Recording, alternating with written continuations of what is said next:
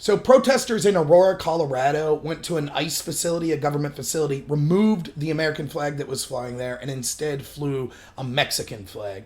This is a huge deal, not just symbolically, but also I think strategically it's going to be a huge problem for the Democrats. So let's talk strategically first. When you see an issue like this, I always look at it in two ways, like morally, what is correct and what is justified. But sometimes you can't reach people in that, so you talk about, well, strategically, are you helping your side? I don't know if these protesters realized it, but this will be on Donald Trump's campaign ads from here until 2020, and he has every right to do this. We have been talking about, and by we, I mean people that are on the right, people that are centrist, and people even that are left of center have been talking about the extreme nature of the Democratic Party and how they're becoming more and more left-wing and extreme left-wing. The rebuttal to that's always, and this is true, you shouldn't judge a whole group by the actions of the extreme on the group. And I agree with that, and I'm not saying all Democrats believe in this mentality of removing the American flag and flying the Mexican flag on a federal government building. But this lip service has been given to these groups over and over again. These protesters are called great, and this is noble, and it's the Democrats are constantly, it seems like they don't care. They don't talk about the hundreds of thousands of poor people in the United States that are living on streets and cities that they control. Instead, they're focused on illegal immigrants. That's all they want to talk about over and over again. But they didn't care enough about it to actually provide funding to these facilities to make sure they were in better positions. Instead, they give lip service to the illegals. And so you can see how this makes sense. Oh, yeah. Now we have these protesters removing the American flag. We see it all the time, burning the American flag or flying the Mexican flag. So I'll be anxious to see. I think that if you were a Democratic candidate, it'll be difficult at this point because in order to win your primary, you kind of have to give lip service to these groups. But if you want to have a hope of winning the general election, average Americans are just sick and tired of this American-hating crap. And that's what it is. It's the Betsy Ross flag's racist, throwing the American flag down, kneeling for the anthem and saying it's a flag of a racist country, burning the American flag, removing it and flying the Mexican flag. Like, at what point, how many times do we have to say, yeah, but they love America. Yeah, but they love America. How many times do we have to go through with that lie? Again, I'm not saying my friend that's a Democrat down the road.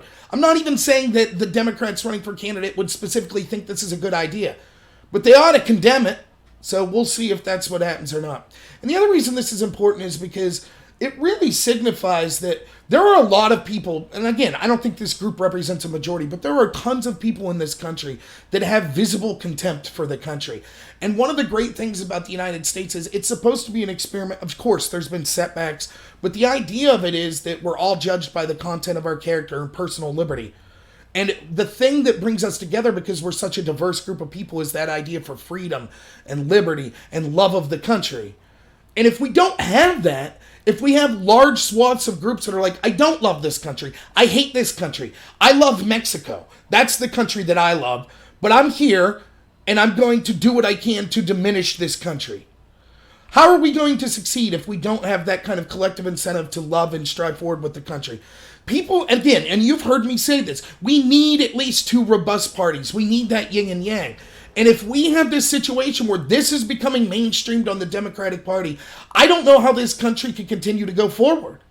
So I think that there'll be a strong rebuke at the polls if the establishment Democratic Party doesn't start rejecting this stuff. I think you're going to start to see rebukes of it at the polls because I think people are just tired of it. How would you feel if you're a soldier and you fought and bled for that flag and you're watching another people come in, some of which are illegal or some that are legal, but they're representing the illegals, and they're removing the flag that you fought so hard for to put up the flag of another country? How would that make you feel? So it's just an all-around rotten situation. And look, it just goes to show the disingenuous nature of the people that are protesting like this. Twice in the past week, the House Democrats Oversight Committee placed posters up on their Twitter account that showed pictures of children in cages. Both times, it turned out, they had to delete those because those pictures were from 2014. When you talk to people about this, wait a minute, where were you in 2014? It was different then, it's worse now. Oh, so those kids in cages were okay? It was known, there were people reporting on it, but no one cared.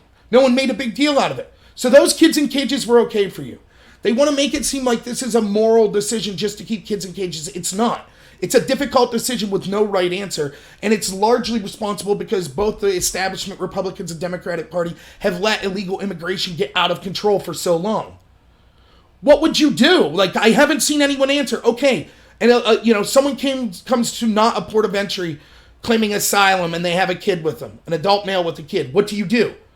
You have to question the adult mail. You can't just have open borders, so you have to take them to some sort of facility. The Ninth Circuit Court of Appeals, the most liberal circuit in the country, ruled you can't keep the kids with adults in the detention center. They have to be separated. Okay, until you get the answers to those questions and have a hearing, you can't just leave the adult go. So where do you send the kid? They don't have relatives. They're illegal. Where would you send them? There's no right answer to this. I don't want to see kids in cages either. And I think we can do a better job of being more humane in those situations. But this is clearly just being used as a political talking point.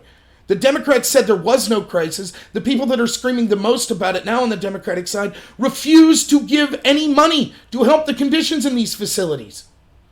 And the media won't hold them to task. And so what's the result? It drums up so much hatred of this country that people are now removing the United States flag on federal government property and raising the Mexican flag.